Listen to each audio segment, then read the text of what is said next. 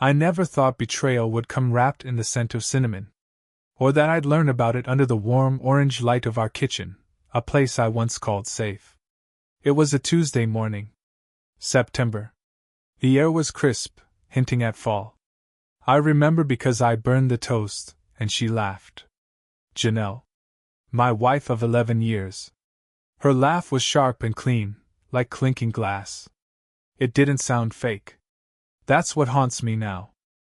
She kissed me on the cheek, told me to take the trash out, and left for work in her navy trench coat, the one with the frayed belt she refused to throw away.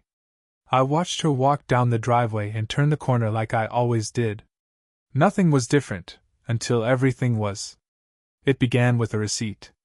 Not a text, not a missed call. A stupid receipt folded into quarters and buried in the side pocket of her gym bag. Hilton Garden Inn. One night. Room 421. Dinner and 2 glasses of Pinot Noir. My name wasn't on it. And we hadn't been to a hotel in over a year.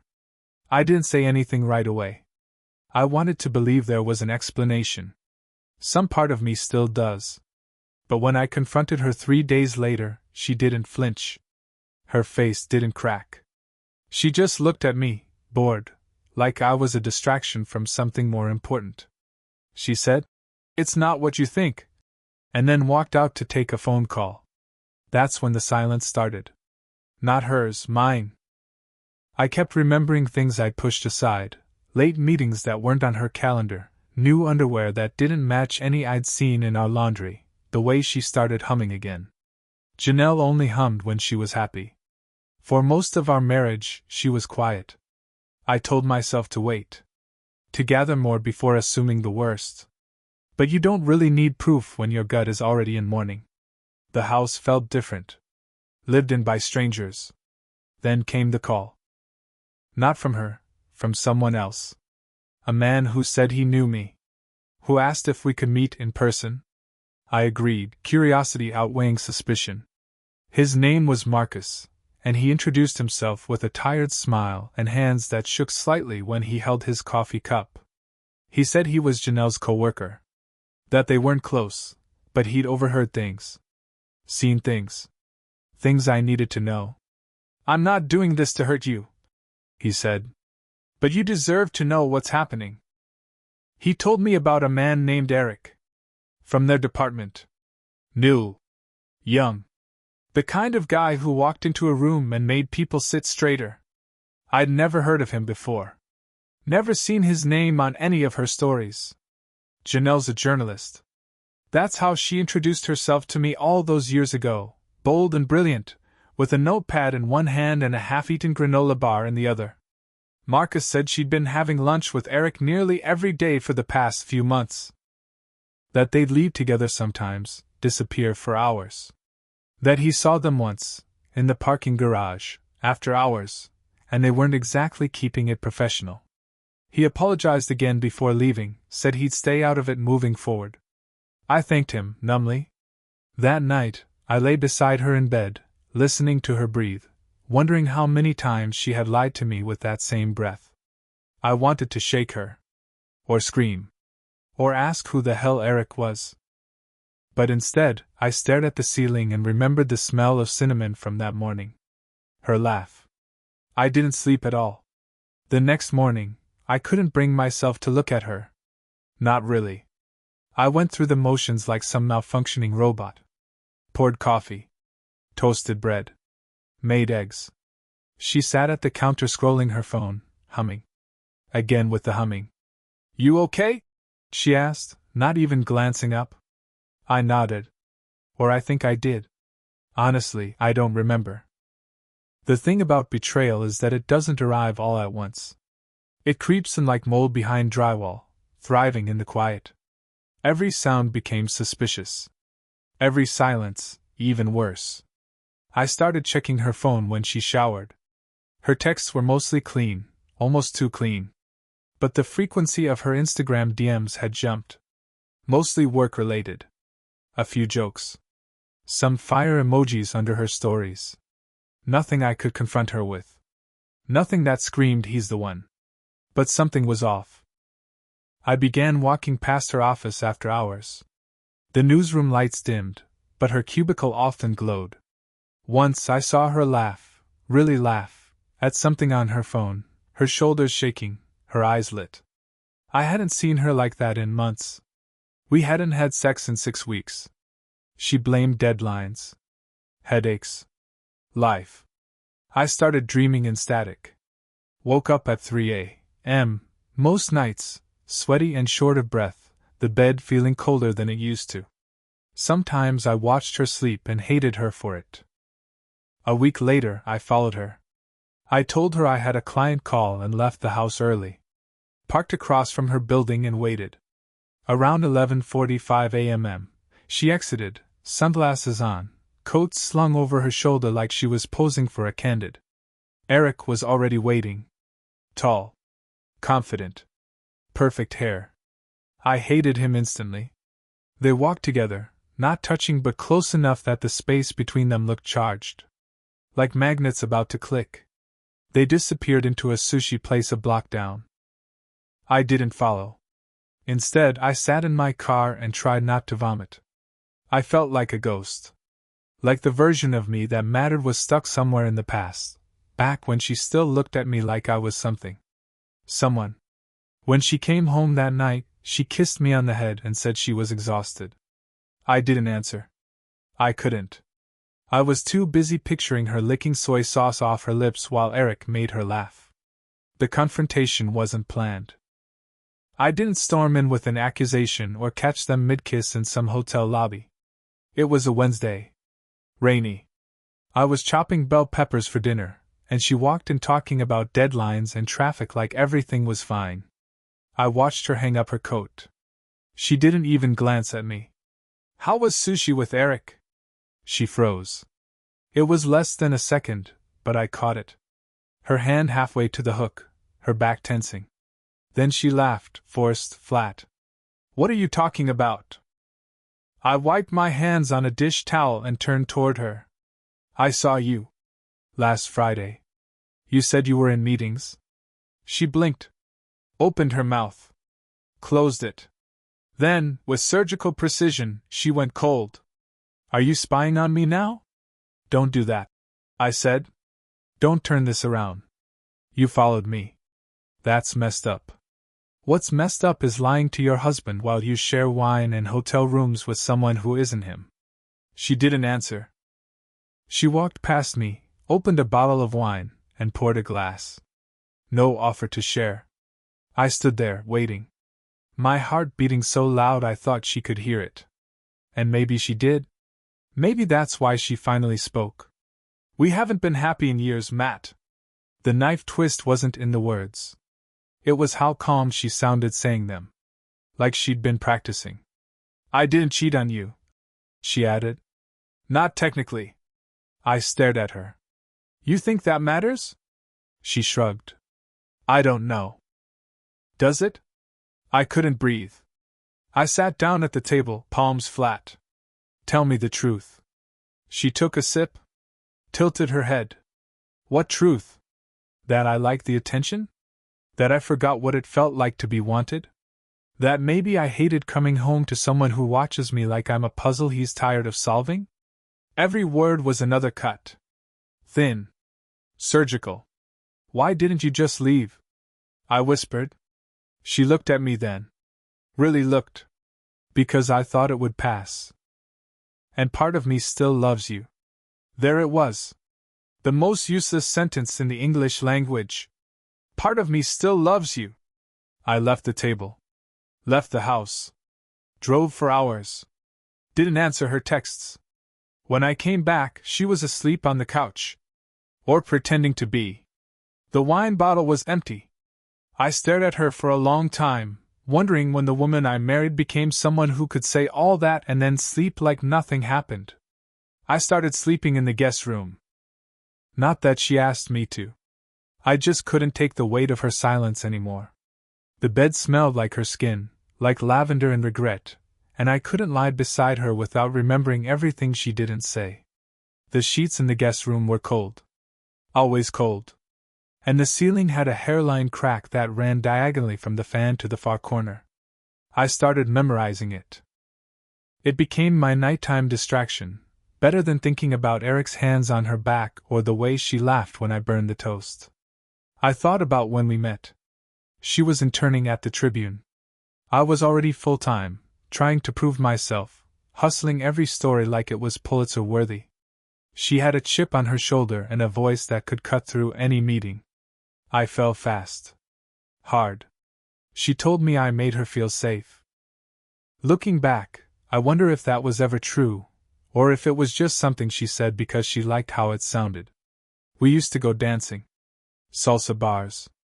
Cheap tequila.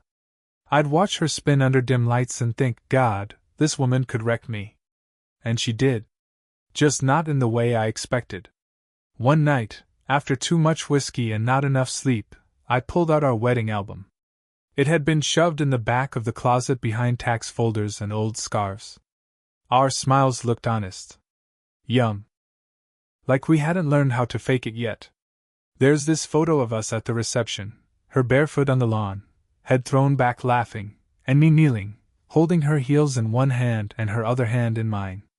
I used to love that picture. Now I can't look at it without flinching. It's hard to mourn someone who's still alive. Still brushing her teeth 3 feet from you. Still asking if we're low on coffee filters. She acted like nothing had changed.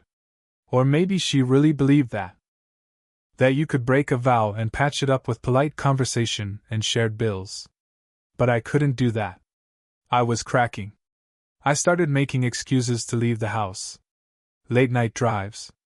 Trips to nowhere. One night I ended up at the beach. Sat on a bench for an hour and didn't move. Just listened to the waves like they could talk me off a ledge. I kept waiting for her to show up in the doorway and say something. Anything. Let's fix this. Or even just, I'm sorry. But she never did. And I stopped hoping. Then, one morning, I found a letter on the kitchen table. Folded once. My name in her handwriting. I stood there staring at it like it might explode. I unfolded it. One paragraph. Matt, I'm sorry. For everything. I know I've hurt you in ways I can't take back. I just didn't know how to say it out loud. Maybe I still don't. I'll be staying at my sister's for a while. Please don't contact me until I reach out. I need space to think clearly. J. No apology for Erik. No mention of him at all. Just silence. Again. I sat down, the paper still in my hand, and laughed. Not because it was funny. Because I finally understood. She didn't leave me for Erik.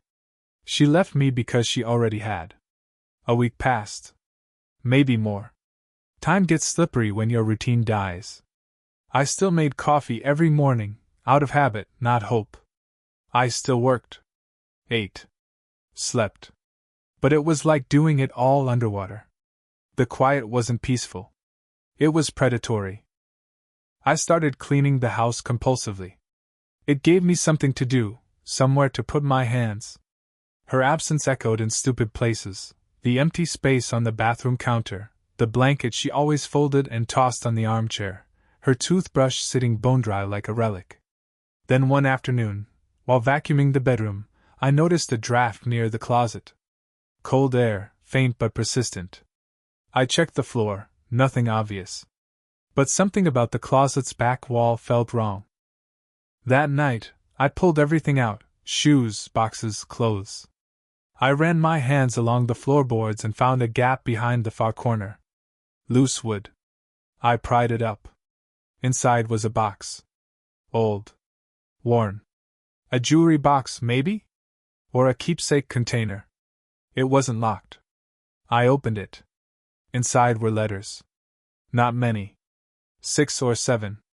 All addressed to her, not from Erik, not from anyone at work. These were older. The handwriting was unfamiliar. Slanted. Elegant. I read one. Janelle. I wish I could walk into your house like I used to, hold your hand, and pretend none of this ever happened.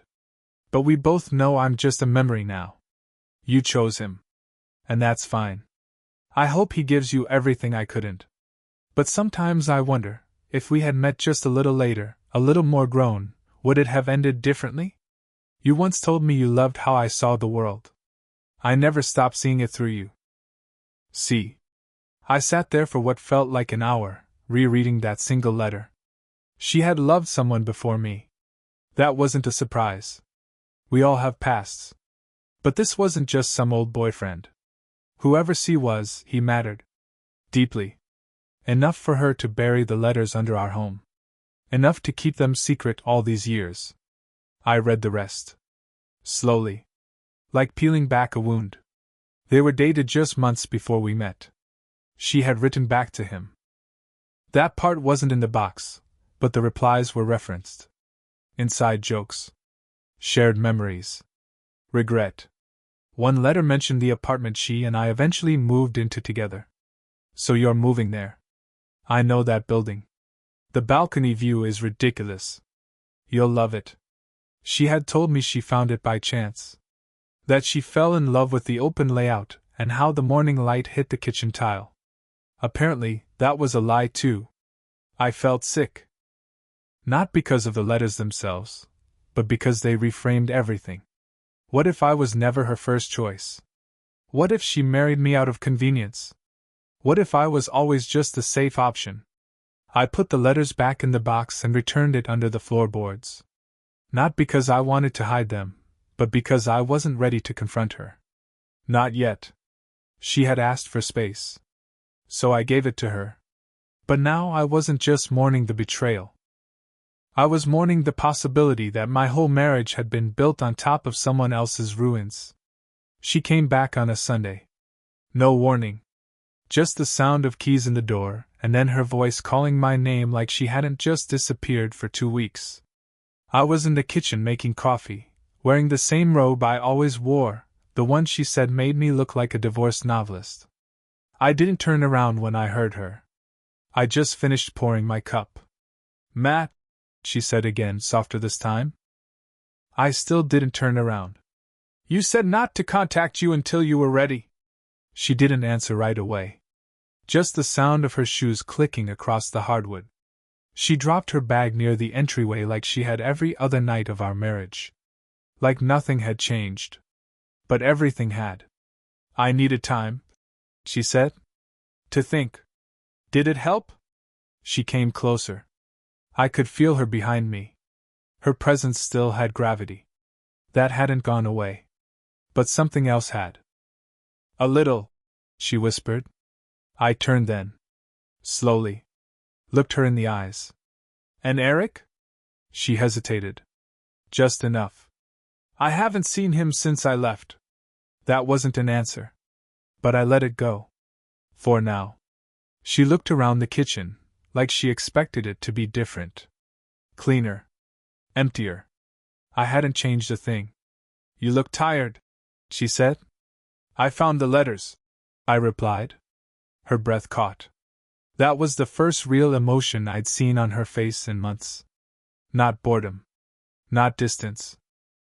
Just plain fear. Under the floorboards, I continued. From C. She sat down slowly at the kitchen table, like her knees had given out. You kept them. All this time. She didn't say anything. Just stared at her hands. Did you love him? She looked up at me, eyes glassy. Yes. There it was. Plain. Honest. And me? She didn't answer right away. Yes. But differently. That felt worse. I was a choice you made when you couldn't have him. No, she said quickly. I chose you because I wanted to move forward. Because I needed something solid. You wanted safety. I wanted peace. And when peace got boring, you chased thrill again. She flinched. That's what Erik was, I said. A spark. Not a person. She didn't argue. Why didn't you just leave me, Janelle? She looked at me then, really looked, and for a second I almost felt sorry for her. Because you never asked me to stay. Not really. You just assumed I would. That I should. And I did. Until I didn't want to anymore. That stung more than anything Erik could have ever done. I gave you everything I had. I said. Every damn piece of me. And you buried letters to another man beneath the life we built. Tears now. Quiet. Not dramatic. I'm sorry, she whispered. I really am. Not enough. We sat there in silence. Coffee growing cold. Her bags by the door like a threat. Like a choice she hadn't yet made. Then I stood. Took my mug. Looked out the window like I could see the future hiding behind the trees. You can stay the night. If you need. But tomorrow. I turned back to her. You either start telling the full truth. Or you go. And this time, don't come back. She nodded. But I didn't trust it. The next morning, I woke up before her. The sun hadn't fully risen, and the air had that sharp, blue-gray stillness only early autumn mornings carry. I made coffee, not for both of us this time. Just one cup. I sat outside on the porch, wrapped in the robe she hated, watching the steam rise from the mug. My chest felt hollow, not because I was empty, but because something had finally drained out. She came out half an hour later, wrapped in the sweater I bought her last Christmas. She didn't say anything at first. Just stood next to the railing, arms crossed. Cold, quiet. Familiar. I'm not staying, she said finally. I nodded. I didn't need her to. I don't expect forgiveness, she added. Good, I said. Because I'm not handing it out. We stood in silence. Not the heavy kind. Not the kind that hurt. Just a pause between two people who had stopped being anything long ago. You were the right choice, she whispered. I just didn't know how to be the right person. I almost smiled. Not because it was kind, but because it was honest. And that's all I'd wanted from her. Just once. She went back inside to pack. No drama. No raised voices. It was all too quiet, like a house after a wake. I walked through the kitchen and saw she'd left her keys on the counter. I didn't move them. Before she left, she stood in the doorway one last time, staring like she was memorizing the place. Or maybe just checking to see what part of her still lived in it. You'll be okay, she said.